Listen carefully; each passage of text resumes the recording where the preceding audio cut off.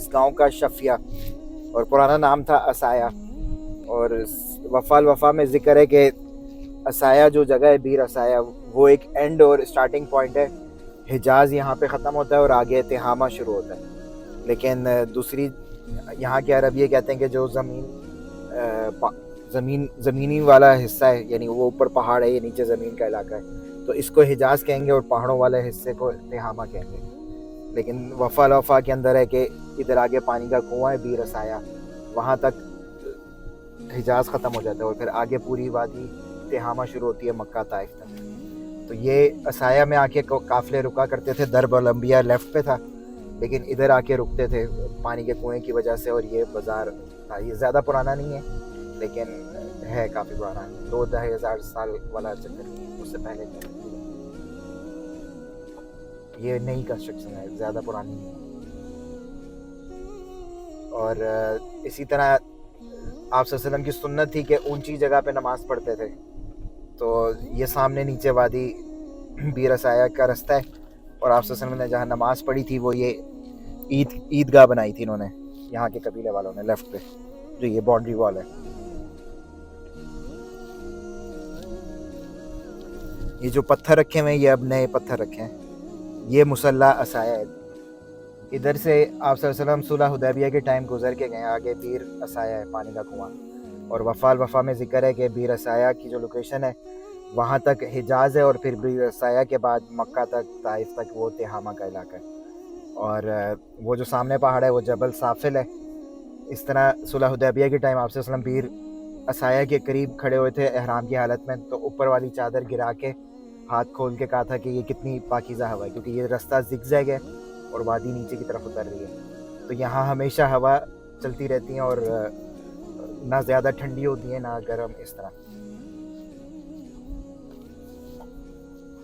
और पीछे जो है जहाँ से हम एंटर हुए हैं, वहाँ पे मस्जिद के आसार है, मुसल्ला असाया, जहाँ पे आप सल्लल्लाहु अलैहि वसल्लम ने नमाज़ पढ़ी थी। यहाँ उस ज़माने में कबीला असलम आबाद थे पूरे इस इलाके में, अभी सब हरबी हैं कबीला।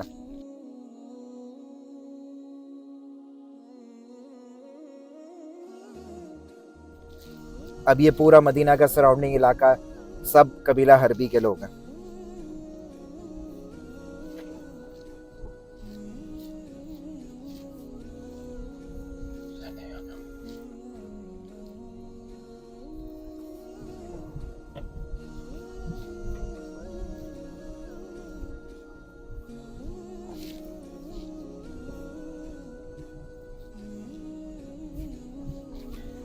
ये जो सामने घर बने हुए हैं, ये कुछ बाज़ार भी हैं और कुछ जेल थी जो तुर्कियों के वक्त की यहाँ हुकूमत थी। तो ये हिजाज का एंड पॉइंट था। तो यहाँ तक तुर्की जो थे, इन रस्तों में जिनको जेल में बंद करना होता था, तो ये सामने जेलें बनी हुई। और ये जो है, ये कुआं है बीर असाया, इसमें पानी अभी भी है जी।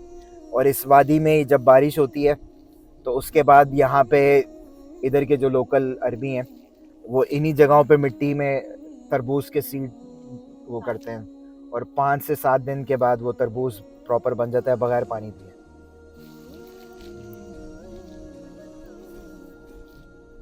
ये पानी का कुआं है बीर असाया, पानी इसमें अभी भी है। और यहाँ तक हिजाज ख़त्म होता है, इसके आगे तिहामा शुरू होता है। लोग निकालते नहीं है, लेकिन निकालना चाहें किसी रस्सी से तो निकाल सकते हैं। ऊपर गंदा पानी होगा, नीचे साफ़ होगा। और ये जो है, ये जेलें बनी हुई हैं, तुर्कियों ने बनाई थी, जो टर्किश आर्मी थी। तो उन्हीं के वक्त के पीछे बाज़ार भी था, और ये या हो सकता है बाज़ार पहले का हो, पर ये जेलें बनाई थी उन्होंने, तुर्कियों ने।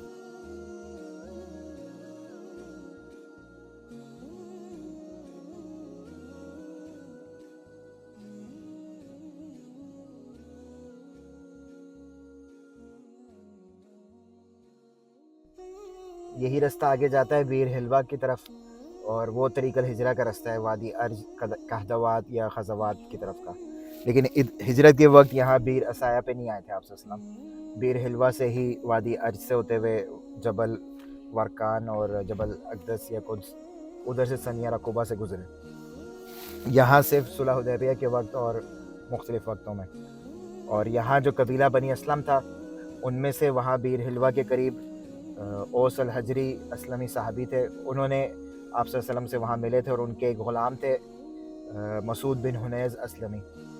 उनको आप सल्लल्लाहु अलैहि वसल्लम के साथ भेजा था वहाँ से मदीना कुबा तक के लिए, क्योंकि उस बीर हिलवा से पहले जो हज़रत अबू बकर के ग़ुलाम थे आमिर बिन फुहैरा, और उनके साथ जो टूर गाइड था अब्दुल्ला बिन उरैका, जिनको रास्ते का पता था, उनका ऊँट वहाँ पे गुम हो गया था। तो वो ऊँट ढूंढने के लिए कहीं गए, लेकिन काफ़ी देर हो गई, वो वापस नहीं आए। तो उन्होंने ये फ़ैसला किया कि हो सकता है उनको किसी ने पकड़ लिया हो या कहाँ पे। तो वो मसूद बिन हुनैज़ असलमी जो यहाँ के रहने वाले थे, औस अल हजरी के ग़ुलाम, उनको भेजा कि इनके साथ जाओ मदीना तक, इनको दूसरे रास्ते से लेके जाओ, क्योंकि आगे रास्ता यहाँ से दरबल अंबिया से मदीना का था। तो उन्होंने ये दरबल अंबिया को छोड़ के मुश्किल रास्ता यूज़ किया, पूरे पहाड़ पे चढ़ के सनिया गार के करीब से फिर वादी रीम में दाखिल हुए, फिर जस जासा, फिर हर्रा, क्या नाम था, एक लावे के पत्थर है मदीना से पहले, रोदा अल खाख, उधर से गुज़र के फिर जबलीर के पीछे से होते हुए हर्रा शोरान से गुज़र के उसबा के इलाके में पहुँचे, फिर मस्जिद कुबा। तो वो रास्ते यहाँ से अगला टूर गाइड चेंज हो गया था, और जो उनका ऊँट था वो भी गुम हो गया। तो अब मसूद बिन हुनैस के साथ जो ऊँट था उसका नाम था इब्ने रिद्दा, वो और कस्वा, वो फिर कुबा तक गए थे।